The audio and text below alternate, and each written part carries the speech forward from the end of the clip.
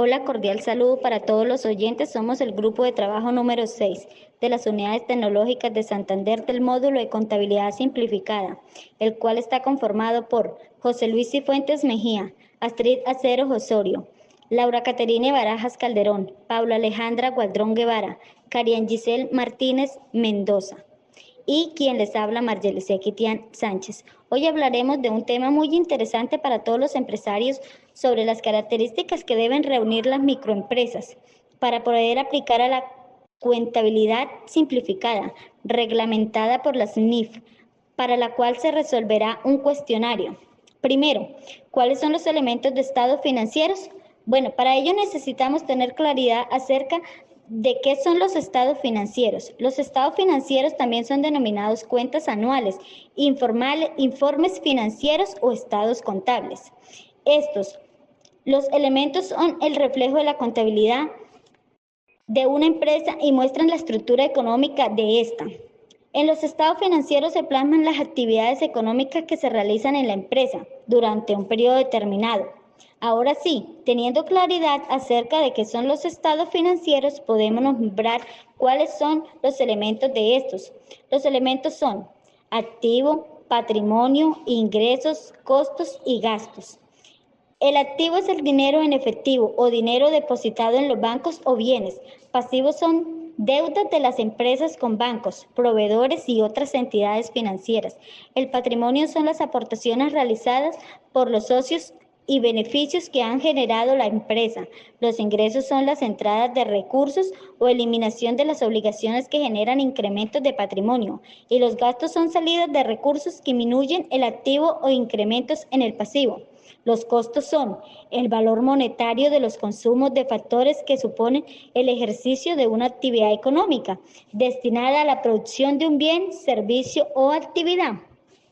Teniendo en cuenta los elementos de los estados financieros, estos se clasifican en dos grupos, los cuales son, primero, estado de situación financiera, que el estado de situación financiera muestra la información relativa a una fecha determinada sobre los recursos y obligaciones financieras de la entidad. Por consiguiente, los activos en orden de disponibilidad, revelando sus restricciones, los pasivos, atendiendo su exigibilidad, revelando sus riesgos financieros, así como el capital contable o patrimonio contable a dicha fecha.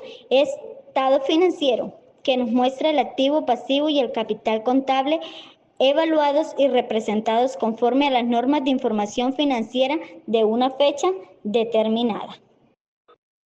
Ahora, ¿a quienes les interesa? Bueno, si se interesan primordialmente en conocer los gerentes o administradores, acreedores, propietarios, trabajadores, órganos gubernamentales, autoridades fiscales, etc. A los administradores les indicabilidad o torpeza con que han manejado el negocio. A los acreedores los coloca en la posición de poder conceder o negar algún crédito al solicitante por el conocimiento de la situación económica del mismo. A los propietarios les permite saber el estado de su participación en la empresa y el grado de productividad de sus inversiones. A los trabajadores les muestra su participación en los resultados de operación y la seguridad de su trabajo. A las autoridades fiscales les facilita la recaudación de impuestos y la fiscalización de las operaciones del negocio.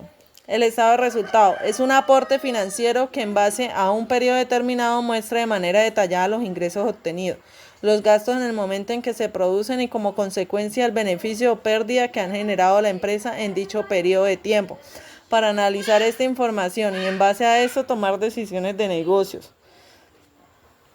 En la conceptualización bajo NIF se define el activo como el recurso controlado por la entidad del cual espera un futuro beneficio monetarios. Teniendo en cuenta lo anterior, para usted, ¿qué aspecto resume el concepto dado? Bueno, en el presente es un recurso controlado por la entidad por medio de una factura o escrita pública. En el pasado son hechos ocurridos y en el futuro es obtener beneficios monetarios.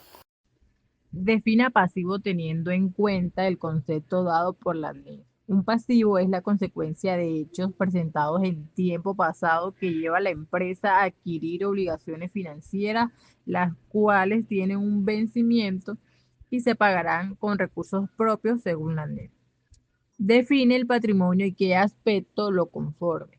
El patrimonio como parte fundamental de una empresa nace de la famosa ecuación activo menos pasivo igual a patrimonio, lo cual nos ayuda a definir que el patrimonio es residual que se obtiene después de cierta cantidad de movimientos financieros dentro de un periodo contable donde se determinan como actores principales el activo y pasivo. Es decir, el patrimonio representa los bienes decentes de obligaciones para complementar el aporte de un socio, es patrimonio porque está libre de obligaciones. Los elementos del estado de resultados definen el resultado monetario de la compra de la empresa y lo conforman tres grandes grupos, los cuales son ingresos, costo y gasto. Bueno, siguiendo con el tema, tenemos el análisis de Decreto Único Reglamentario 2420 de 2015, el cual establece los requerimientos para el reconocimiento, medición, presentación e información sobre los movimientos financieros que tuvo la empresa en un periodo contable todo bajo NIF. Para dar cumplimiento a la convergencia a este periodo de transacción que debían aplicar la microempresa, se establecieron ciertos periodos donde se incluían parámetros por cumplir, los cuales son el primero, es el periodo de preparación obligatoria, es el tiempo estipulado para que la microempresa inicie las actividades relacionadas con el periodo de convergencia. El siguiente es la fecha de transición. Este periodo establecido debe construir el primer informe financiero teniendo en cuenta los nuevos lineamientos contables. Luego, el estado de situación financiera de apertura es el periodo donde se medirán los estados de situación financiera donde están involucrados tanto el activo pasivo como el patrimonio, todo bajo los nuevos lineamientos. Luego tenemos el periodo de transición donde debe llevarse la contabilidad cumpliendo con los decretos 2649, 2650 y 1993. Pero también debe existir un paralelo con los lineamientos estipulados con las nuevas normas NIF. Luego tenemos la preparación de los últimos estados financieros, son los estados con corte a 31 de diciembre del año que se estipularon los periodos de convergencia mencionados en este punto.